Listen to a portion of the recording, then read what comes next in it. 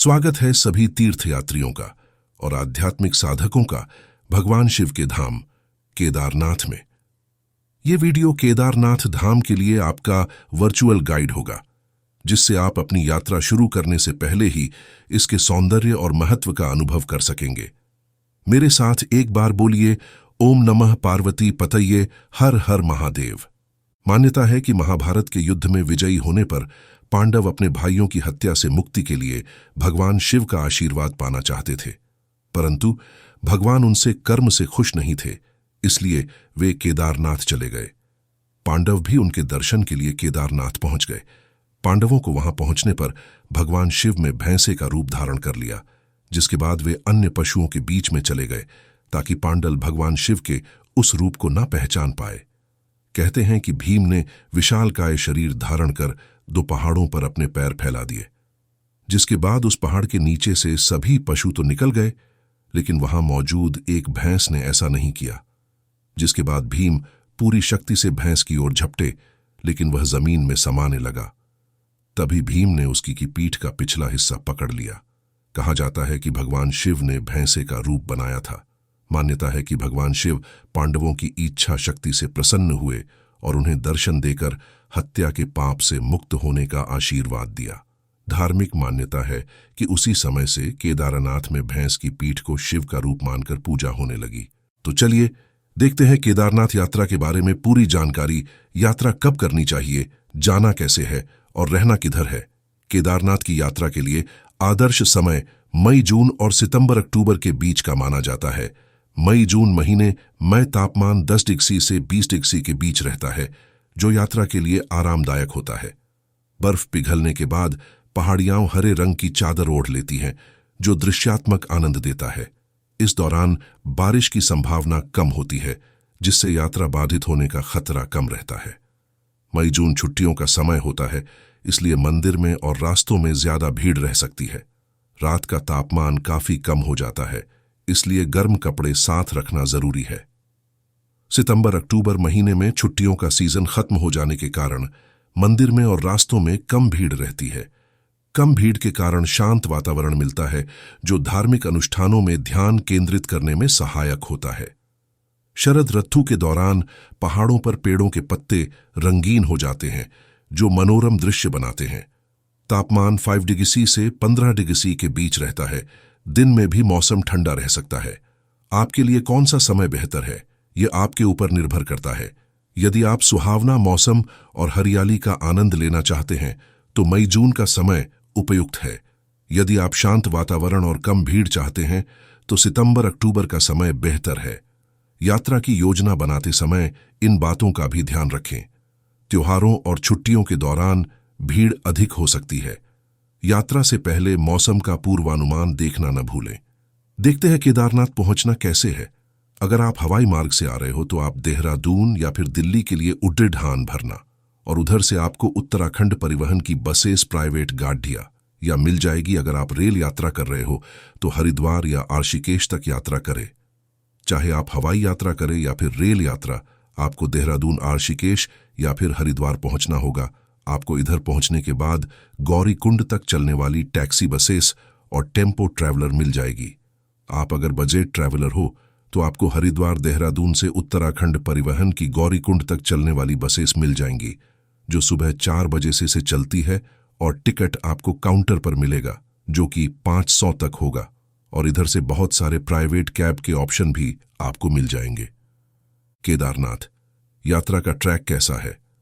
केदारनाथ का ट्रैक हिमालय की गोद में बसा हुआ एक मध्यम कठिनाई वाला धार्मिक यात्रा मार्ग है, जो पवित्र केदारनाथ मंदिर तक जाता है।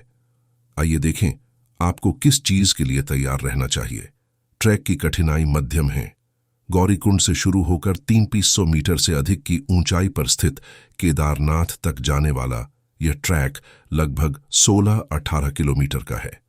अगर आप पैदल यात्रा कर रहे हो, तो आप धीमी गति से विश्राम करते करते 11 या फिर 12 घंटे में ये ट्रैक पूरा कर सकते हो। यहाँ की ऊंचाई एक बहुत बड़ी चुनौती है। आप अगर शारीरिक रूप से फिट है, तो आप ये ट्रैक आराम से कर सकते हो। आपको अगर सांस लेने में दिक्कत है, तो आप पहले ही मेडिकल टेस्ट करके ट्रैक के लिए आना। केदारनाथ का ये पैदल मार्ग बहुत ही सुंदर दृश्यों वाला है, जो जंगलों, झरनों और घाटियों से होकर गुजरता है। आइए देखते हैं ट्रैक करते समय आप कहां कहां रेस्ट ले सकते हो और बीच में कौन से स्थान है। भीमबली गौरी कुंड, जो कि ट्रैक का शुरुआती स्थान है, वहां से लगभग 4-5 किलोमीटर की दूरी पर है। आप अगर घोड़ा या फिर खच्चर पोनी लेना चाहते हो तो आपको यहां से मिल जाएगी, जिनका रेट फिक्स नहीं होता है। ये एक छोटा पॉइंट है जहां आपको चाय की दुकानें, ढाबे, स्थानीय भोजनालय और शौचालय जैसी सुविधाएं मिलेंगी। कुछ दुकानें, ट्रैक के लिए जरूरी सामान भी यहां से आप ले सकते हो। बड़ी लिंचौली गौरी कुंड से लगभग 8 किलोमीटर की दूरी पर स्थित है। भीमबली की तुलना में ये ज्यादा सुविधाजनक स्टॉप है। यहां रात रुकने के लिए गेस्ट हाउस, लॉज और यात्रियों के लिए बने कमरे, डॉर्मिटरीज जैसी कई सुविधाएं मिलती हैं। खाने पीने के भी ज्यादा विकल्प आपको यहां मिल जाएंगे। छोटी लिंचौली, ये थोड़ा और ऊपर गौरीकुंड से करीब 11 किलोमीटर की दूरी पर है। यहां सिर्फ चाय की दुकानें और थोड़ा आराम करने की जगह ही मिलती है। जितनी सुविधाएं बड़ी लिंचौली में हैं, उतनी यहां नहीं है। यात्रा में कुछ हिस्से कठिन चढ़ाई वाले हैं। आप अपने सामान को ले जाने के लिए घोड़ों या खच्चरों को किराए पर ले सकते हैं, या कुछ हिस्सों के लिए उनकी सवारी भी कर सकते हैं। खासकर यदि आप बहुत फिट नहीं हैं तो यह काफी मददगार है। लेकिन आपको एक बात बता दूं, आप अगर भगवन के द्वार पे जा रहे हो, पैदल ही जाना, और अगर आपको प्रॉब्लम है तो आप पहले से ही हेलीकॉप्टर बुक करना। अब देखते हैं आपको रहना किधर है। आप होटल, धर्मशाला या फिर टेंट कहां पे ले सकते हो। रास्ते में रामबारा और केदारनाथ बेस कैंप जैसे विश्राम गृह और आवास उपलब्ध हैं, जहां आप अपनी यात्रा को रोक सकते हैं अगर एक ही दिन में इसे पूरा करना मुश्किल हो। मंदिर परिसर केदारनाथ मंदिर के पास ही मूलभूत आवास सुविधाएं भी उपलब्ध हैं। विशेषकर पीक सीजन के दौरान पहले से बुकिंग करने की अत्यधिक सलाह दी जाती है। अगर आप मंदिर के पास रहना चाहते हो तो आपको कम से कम 3 महीने पहले रूम या होटल बुक करना होगा, तभी आपको कंफर्म स्टे मिल सकता है। आपको अगर बजट में रूम देखने हैं तो आप टेंट में भी रह सके हो, जिनका पर पर्सन 400 से 500 चार्ज होता है। सीजन के हिसाब से ये कम ज्यादा होता रहता है। मैं आपको नीचे डिस्क्रिप्शन बॉक्स में होटल के नंबर दे दूंगा। देखते हैं हेलीकॉप्टर बुकिंग कैसे करनी है। IRCTC ने खासतौर से केदारनाथ हेली सेवाओं की बुकिंग के लिए एक अलग वेबसाइट बनाई है, www.heliyatrairctc.co.in। इस वेबसाइट पर रजिस्टर करने के बाद आप ऑनलाइन टिकट बुक कर सकते हैं। पर एक बात पर ध्यान दें, आपको यात्रा से पहले अपना पंजीकरण करना होगा, तभी आप यात्रा दर्शन और हेलीकॉप्टर बुकिंग कर पाएंगे। आज सब कठिनाइयों का सामना करने के बाद आप पहुंच जाएंगे साक्षात बाबा के धाम। यहां आने के बाद आपको एक विशेष अनुभव होगा जो कि पूरी जिंदगी आपने महसूस नहीं किया होगा। मानो कि आप साक्षात स्वर्ग भ्रमण कर रहे हो। लोग कहते हैं केदारनाथ मैं स्वर्ग से हवाएं आती है। इस बात की अनुभूति आपको यहां पर आने बाद ही मिलेगी। अगर आप ये वीडियो देख के यात्रा के लिए सोच रहे हो तो आपके लिए कुछ टिप्स। केदारनाथ की यात्रा एक ऊंची और ठंडी जगह पर होती है, जहां पैदल चलना या खच्चर की सवारी शामिल है। इसलिए अपने सामान को समझदारी से चुनना जरूरी है। यहां उन चीजों की सूची है जिन्हें आपको साथ ले जाना चाहिए। कपड़े, गर्म कपड़े, थर्मल इनरवियर, स्वेटर, जैकेट, ऊनी टोपी, दस्ताने और मफलर। ट्रेकिंग पैंट, टिकाऊ और आरामदायक ट्रैकिंग पैंट या स्पोर्ट्स वियर। रेनकोट, अचानक होने वाली बारिश से बचने के लिए। अतिरिक्त जोड़ी कपड़े, पसीने या गीले होने की स्थिति में एक अतिरिक्त जोड़ी कपड़े रखना फायदेमंद होता है।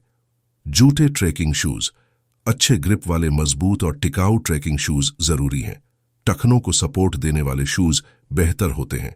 चप्पल, कैश, ऊंचाई पर स्थित इलाकों में ATM या कार्ड और UPI की सुविधा कम हो सकती है, इसलिए पर्याप्त मात्रा में कैश साथ रखें।